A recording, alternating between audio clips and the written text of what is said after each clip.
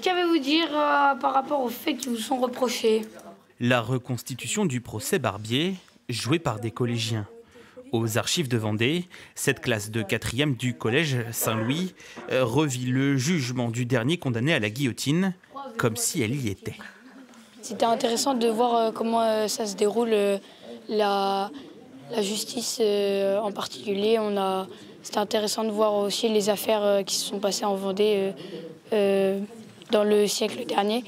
On n'a pas souvent l'habitude de voir des anciens documents, sinon c'est souvent dans les manuels. Alors que là, c'est les archives et puis c'est pas tous les matins on se dit tiens, je vais aller aux archives et puis je vais découvrir une nouvelle histoire. Je trouvais ça intéressant parce qu'il y avait eu des meurtres, même si c'est pas bien. Enfin, c'est quand même intéressant quand il y a un crime, les choses qui peuvent se cacher derrière la personne qui a fait le crime, etc. Aux archives sont exposés depuis la mi-septembre des dizaines de documents reliés à 7 grandes affaires criminelles qui ont marqué la Vendée, à l'image de cette reconstitution de la scène du crime dans l'affaire Barbier. C'est un document sur lequel la gendarmerie va relever tous les indices matériels qui sont relevés dans la pièce.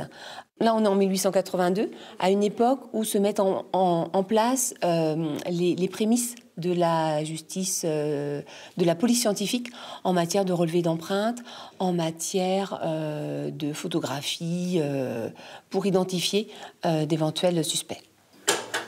Dans ces pièces, les archives conservent tous les documents judiciaires. 3 kilomètres de papier, soigneusement protégés des effets du temps. Dans les magasins de conservation, on fait attention aux conditions climatiques, à la température, au degré d'hygrométrie. On fait en sorte qu'il n'y ait pas de lumière. Et puis, vous voyez, les documents, ils sont conditionnés, c'est-à-dire enfermés dans ces boîtes en carton là, qui les protègent des chocs, de la poussière, de la lumière, et qui les maintiennent dans de bonnes conditions de conservation.